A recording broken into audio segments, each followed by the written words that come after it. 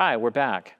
In this section, we're going to talk about using Studio One as a sound design tool and how some of the new features in version 3 can enable you to create, truly unique sounds and get the sounds that you're looking for quickly. So I'd like to hear from each panelist. If you could just briefly describe for me what your approach is for creating new sounds. AG, do you want to start? Yeah, so usually, well, let's say I'm trying to find the perfect kick drum. A lot of times I'll use samples, but I'll layer my kick drum. So it'll be like a new sort of thing. So it's really simple to do that. I go into my browser and I just drag and drop. It's genius. And I can audition them together. I can play the track and audition the kicks together without having to drag it in. So that makes it really easy. I also like to have 10 instances of massive, basically all playing the same MIDI, and now we can do that with the multi-effects, the multi-instrument feature, which is amazing. So yeah, I mean, I like to layer, I like to have multiple synths doing one thing at the same time. One thing, yeah, so it creates its own new sort of unique sound. Yeah, how about you, Faust? Well, the things I like the most, I would say, are probably using impact for drums, because I can audition a bunch of different sounds. I can treat the individual sounds, like the pitch or the tune of each sound, and the cutoff and the attack of each sound. It routes all the channels or each sound to a specific channel, which I love. Then I can add whatever effects to each channel if I want to, and I can even sum pretty easy if I want to have some bus summing of my drums. And these are all things that I can do fairly quickly and kind of just play with the sounds. And if I want to go back and switch a sound out, that's great. But I also like using my ties specifically for like bass and synth sounds. Pretty much anything, quirky, from quirky to bassy to a traditional sound can be made with it. And I just find myself going back to it over and over because it's easy to use and it's powerful and it just sounds good. Awesome. Chaka, so when you need to create a new sound, how do you go about doing that? I just, it depends on the type of project. A lot of times when I'm doing live instrumentation stuff, I like to get the sound of a kick or a snare, record it, and then add a lot of the effects. And within Studio One version 3, I like how you can add the different multi-effects to create new sounds.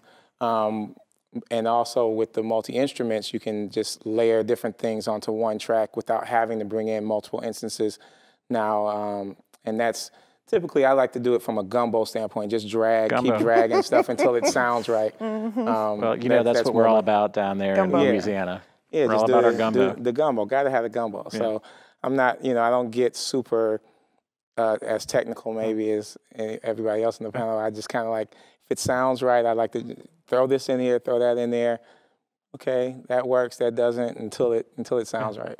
Yeah, so Jay, I've heard some particularly insane sounds come out of your laptop from time to time. Do you want to share a little insight into how you go about doing that, or is it top secret? It's not top secret. Actually, I've showed this to you before and to a lot of people. It has a lot to do with bouncing, tiny little snippets of a particular synth sound and then running it through a chain of inserts, distortion, multi-band compression, EQing, and also a lot of slicing and dicing, maybe using some glitch effects like a tape stop or something, and then just all together, composing a really insane synth phrase and just going with it. Right. And Sham, how about you? I tend to kind of utilize some of the different, approaches from sampling old records, pulling up the sample one, chopping it up a certain way, and distortion, routing things to buses, re-recording what the bus is outputting, and the new insert effect feature. The effect chains, how they've been extended? Yeah, it's overwhelming how amazing it is. You can just compound and layer,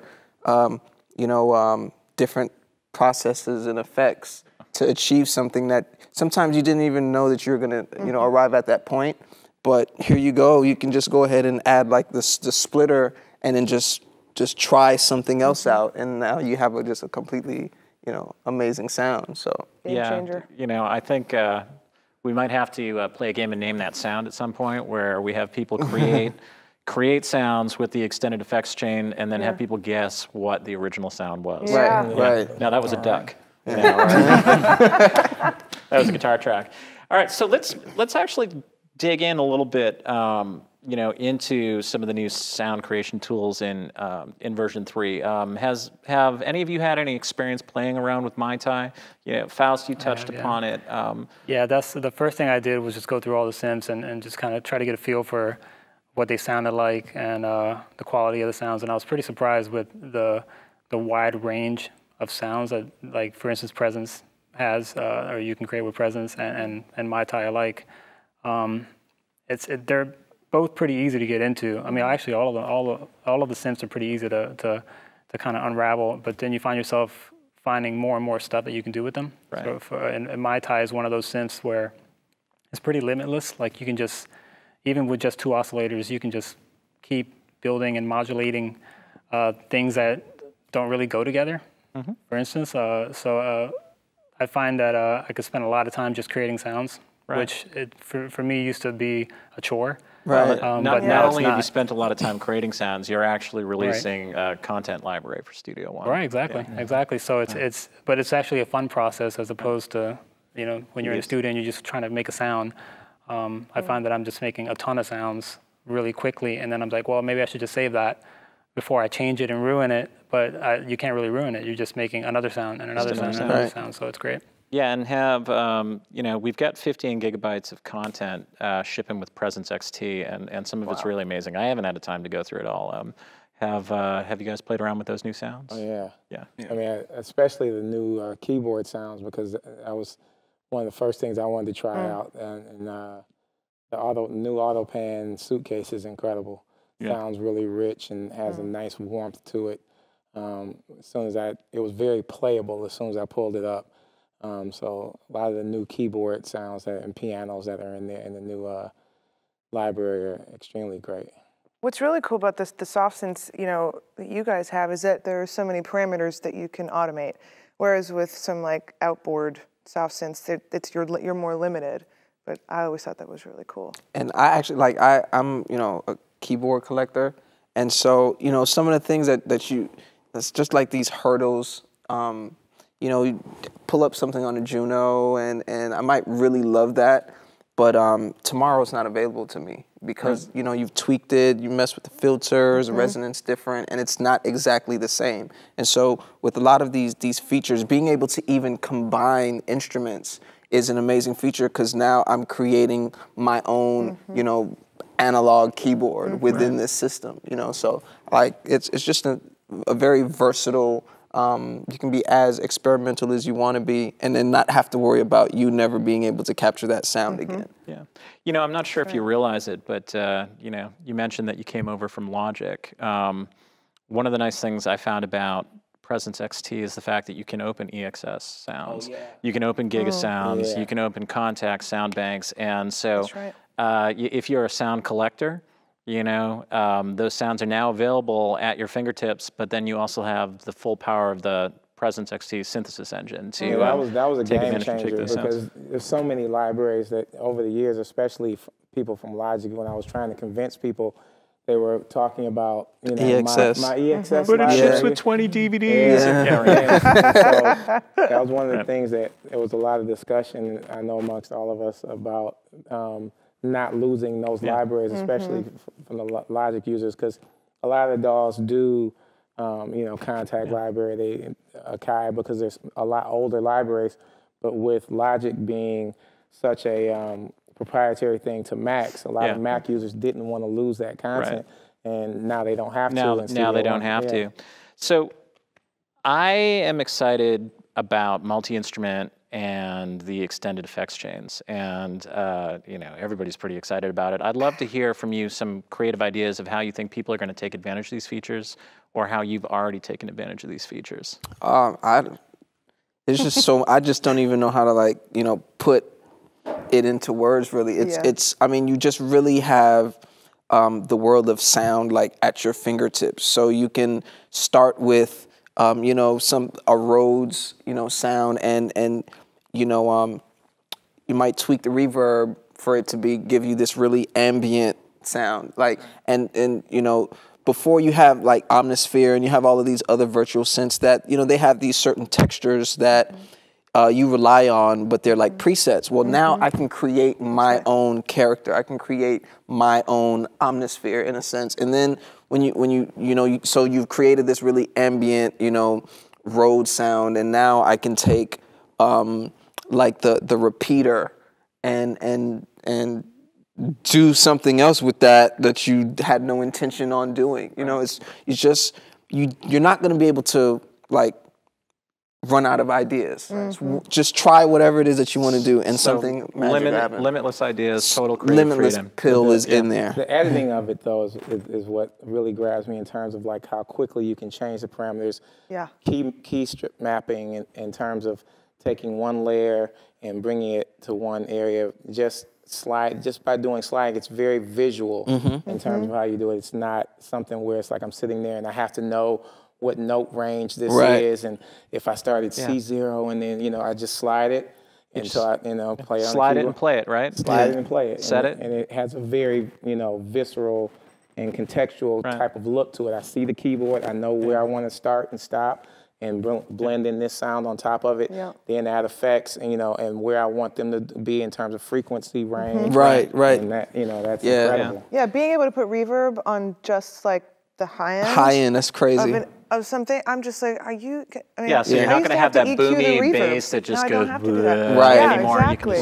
Right. And for a person that makes electronic music, it's to have the multi-instrument effect is pretty incredible, because usually I'm having to use multiple layers to isolate my frequency range. So like my sub will be in one channel, and then my mids in another, and then my tops in another, and so now I'm sucking up a lot of tracks in order to do that. But by being able to do it this way, I can have, you know, the layers that I want, use the crossover to kind of isolate the sounds the way I want, and affect them, or, you know, modulate, or, you know, if I want to modulate just the top end and add reverb or whatever, then that's pretty amazing. Right. And be able to play it as one instrument as opposed to 3 instruments all popped into one or 3 different channels. It's also great if you want to add like a really beefy sub bass, which goes in line with what he's talking about. So you can have like a growly bass synth going that maybe doesn't have, you know, as much low end as you want it to. So you can just drag like a Presence XT with the sub bass preset, and then you have like the low end is covered, no matter if you want to perform it live or if you want to just like record it. That's Yeah, cool. that would be great. You don't have to layer it Yeah, like a sub bass and then this bass and then this bass. It's just one track, and you have all the bass. And the fact that you could save that as its own instrument and reuse it in other recall projects at any time. Save it shows up in the browser, and you can just drag it back in. Perfect. Yeah. I'm not a mixer, but I can imagine, like, I can only imagine what, you know, a mixer will be able to do by isolating certain frequencies and being able to highlight a certain frequency, putting effects on a certain, you know, moment in a performance. Like, you know, I just can't imagine what you would do with that. It's just like, I found a pretty good usage for that, which is on my side chaining bus channel. I literally just duck the low end and I keep the rest, which is something I couldn't do before. So now I don't need to like worry about how much I'm ducking the low end. I can literally scoop out all of it and then just keep the mid range and the high end. And have like all the loudness without necessarily needing to have that ducking effect. We're almost out of time on this one, but I want to actually drop a big idea on you, because a lot of people don't realize this. So we have a plugin in Studio One called Pipeline. Are you guys aware of it? I've seen So it. what Pipeline allows you to do is route something out through external gear. All right, so you can actually, so if you have your favorite compressor, you have a favorite old analog delay or something like that, you can route it out and have it come back in, and Studio One automatically delay compensates. Right, so you don't get any latency from that. You can do that inside extended effects chains. So not only can you route, you know, the effects internally, you can also drop an extended that's pipeline in there and crazy. route through external gear. And so that just really, Wow. yeah. That's dope. Well, we're about out of time on this segment, but I hope that the viewers at home have gotten some ideas about how Studio One can really be used, especially with version 3, to craft, your own unique sonic environment. The limits really are only your imagination. And if you're lacking in imagination, we probably have a few things in there that'll help you with that as well. So that's it for this time.